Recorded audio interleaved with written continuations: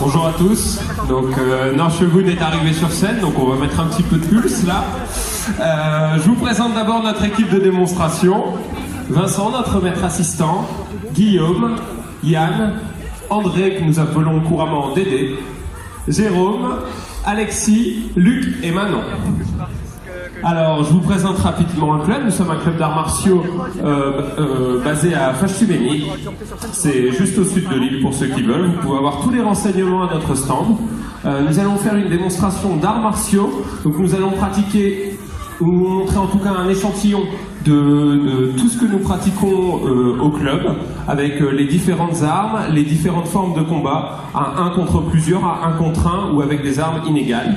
On va vous montrer beaucoup de choses. J'espère que vous allez avoir apprécié ce que vous allez voir et que ça vous donnera envie d'essayer.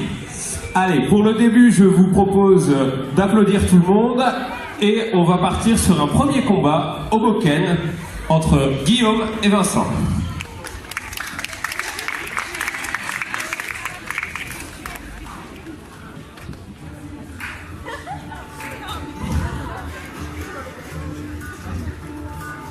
Saluez, Kamaite, Hajime.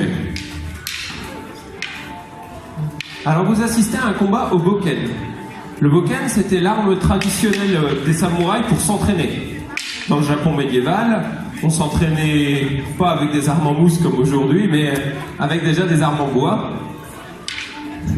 Miyamoto Musashi, qui est le samouraï le plus célèbre pour ses combats au duel, a tué une paire d'adversaires avec le seul Bokken.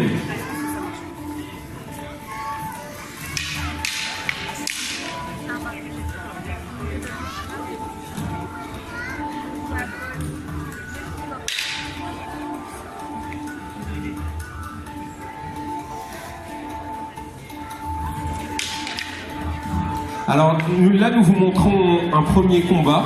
C'est, comment dire, ce n'est pas chorégraphié.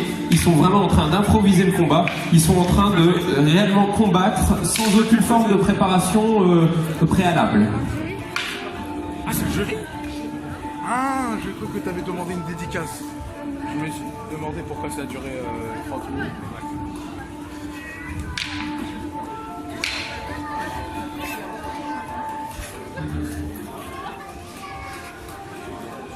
Yamé. Saluez. Vous pouvez les applaudir.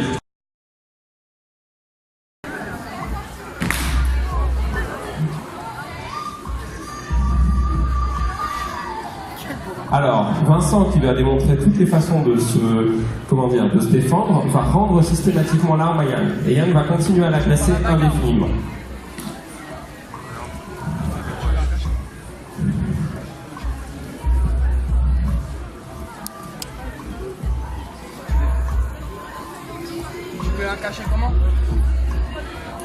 Alors, dans l'idée, Vincent récupère à chaque fois l'arme. Mais dans les faits, il peut arriver que des fois, on préfère laisser l'arme et se mettre en sécurité pour des raisons évidentes, repousser l'adversaire sans lui prendre son arme, même si c'est l'objectif en général, plutôt que risquer de perdre un bras, une main ou d'être blessé, simplement pour lui reprendre l'arme. Franchement, je suis pire que toi au niveau cachet. Rien ne marche avec moi. Ça, vous noterez que Yann attaque de façon différente. Il porte à la fois des coups d'estoc, des coups de pique, des coups de tranche, et permet qu'on puisse voir un petit peu toutes les façons de se défendre sur une attaque au couteau. ah oui, non, ça lui fait rien.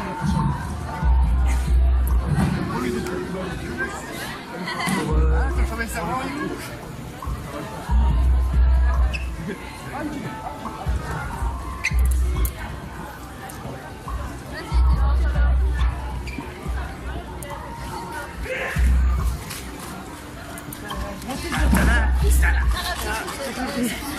C'est pour ça que c'est bien d'être petit. Comme ça, on ne pas.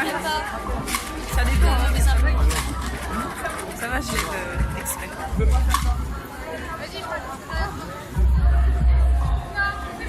C'est où ça passe.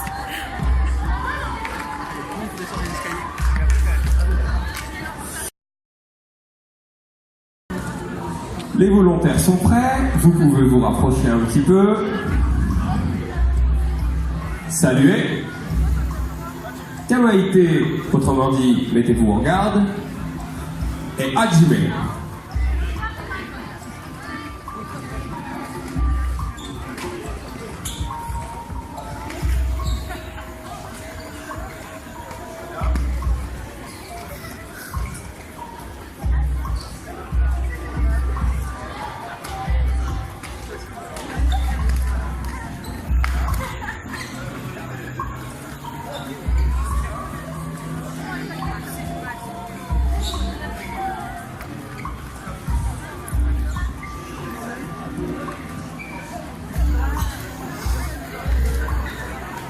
Ah, il faut tenir à deux mains son Kenmousse.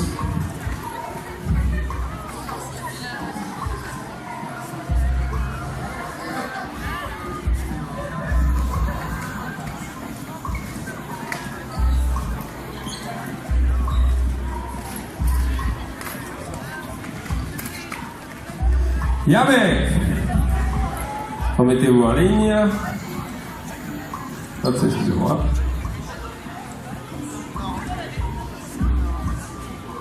On se remet en position.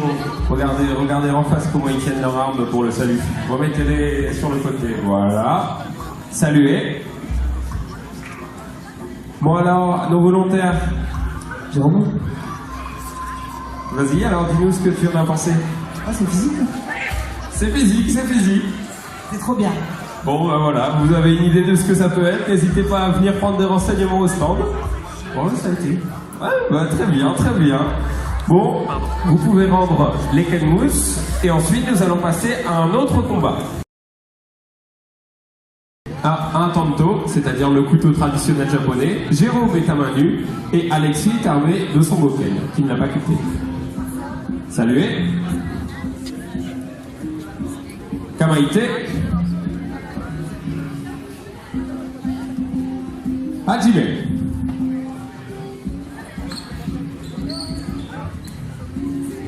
Comme vous allez le voir, tout l'art du combat un contre plusieurs, c'est le placement. C'est-à-dire qu'il va à chaque instant corriger son placement pour pouvoir être à l'abri des deux autres opposants. Il va à chaque instant essayer de rester hors de portée des armes les plus dangereuses et une fois qu'il s'est emparé des armes, les retourner contre les autres adversaires. Toutes les techniques faites à 1 contre 3 sont généralement beaucoup plus directes que les autres techniques à main nue parce qu'on n'a pas le temps. On essaye de raccourcir tous les temps de technique pour mettre hors de combat l'adversaire le plus vite possible afin de pouvoir passer au suivant.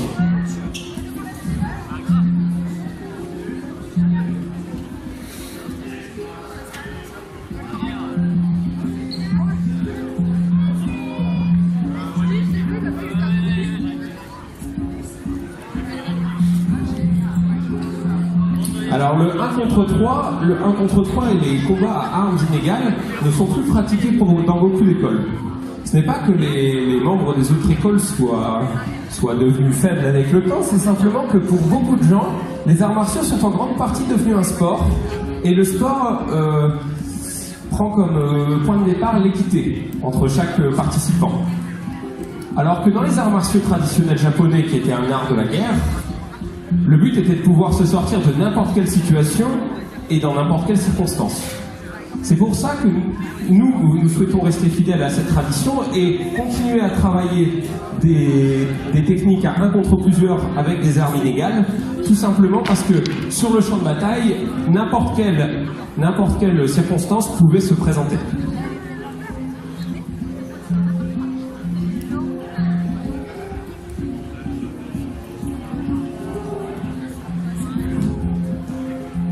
Regardez. Vous pouvez les applaudir bien fort. Salut.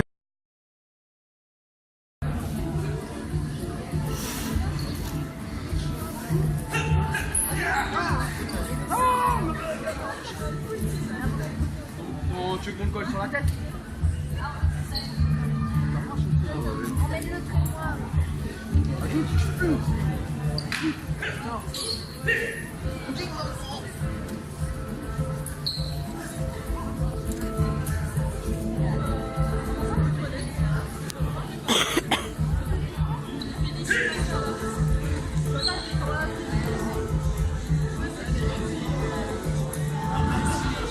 Comme vous pouvez le voir, c'est très différent d'un kata qui n'est pas d'un combat qui n'est pas chorégraphié. Là, en l'occurrence, c'est des mouvements très travaillés, retravaillés, des enchaînements, pour se souvenir de comment on peut battre un adversaire en combat.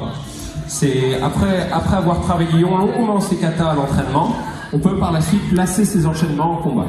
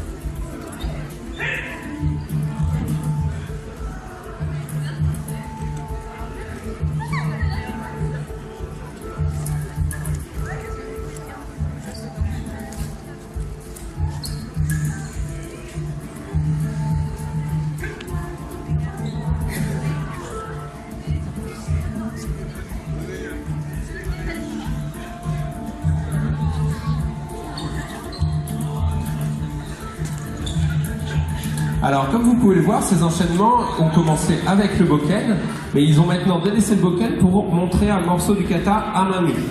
Là, nous sommes donc sur des techniques dérivées de l'aïkido avec le maître Ueshiba. C'est des techniques à main nue pour pouvoir contrôler son adversaire sans avoir besoin de lui faire mal. C'est principalement des immobilisations et des contrôles au sol.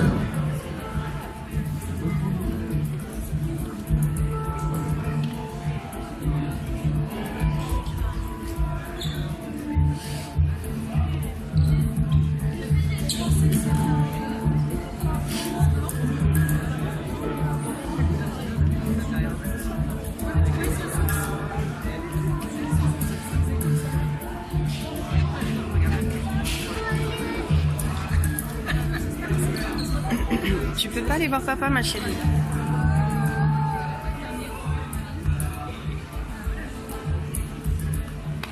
Merci messieurs. Du maniement du canvas.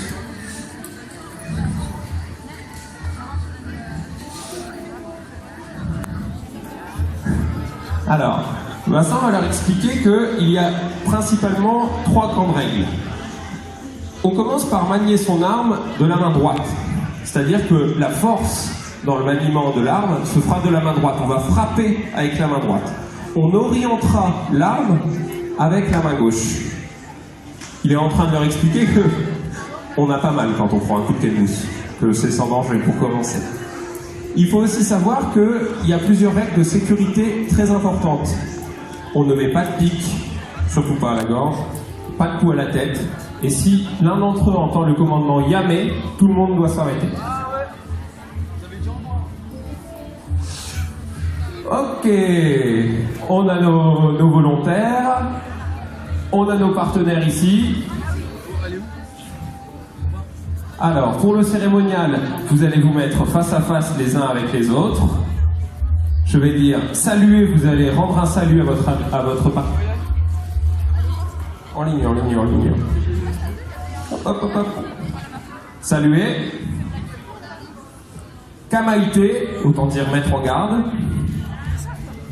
Hajime.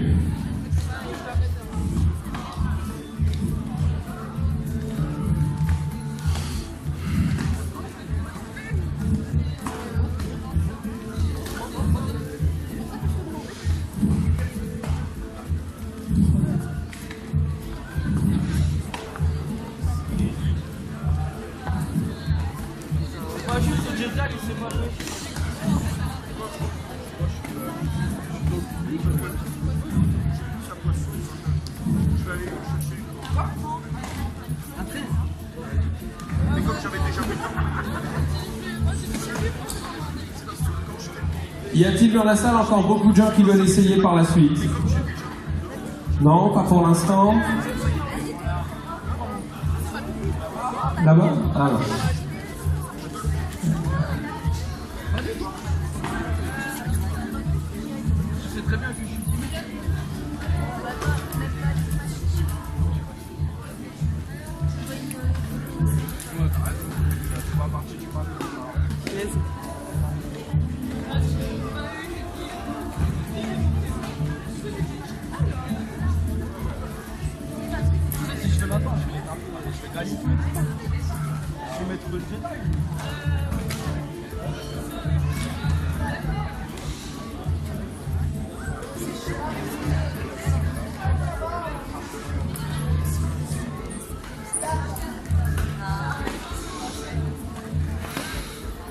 Yamé. Remettez-vous en ligne. Salut. Alors on va interviewer un de nos volontaires. Bon, je pense que c'est clair, c'est sûr que c'est un peu physique. Bon, c'était bien quand même. C'était très bien, ouais. Bon, super. Saluez. Merci beaucoup à nos volontaires. Vous pouvez les applaudir bien fort.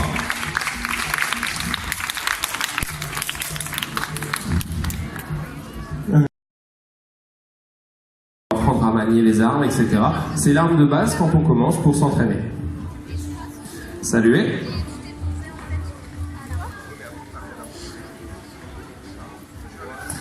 Kamaite. Hajime.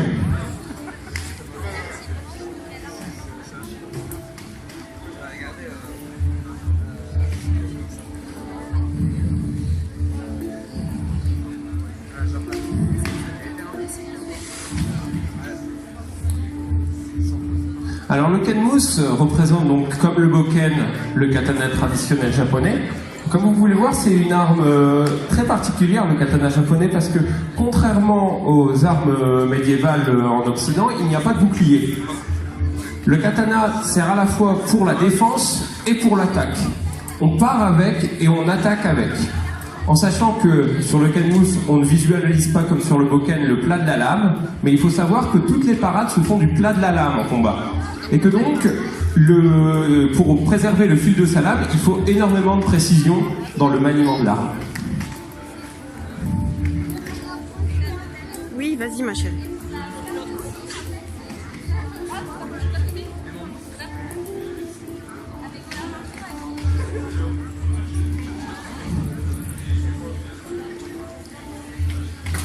Yamé. Salut. Alors, je vais maintenant appeler... C'est l'arme de base de tout vagabond dans le Japon médiéval ou des moines combattants. Salut. Kamaite. Hajime.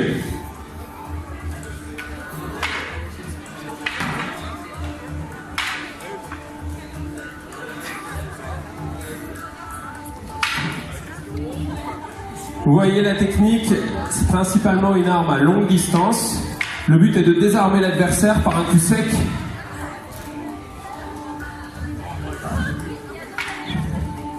Cette arme est elle aussi une arme d'entraînement, mais comme pour Miyamoto Musashi, elle a servi à tuer de nombreux adversaires. Elle est particulièrement difficile à manier, elle est assez lourde, et c'est effectivement très difficile de faire ce que vous êtes en train de voir, puisqu'il faut quand même s'entraîner pour pouvoir le faire à volonté.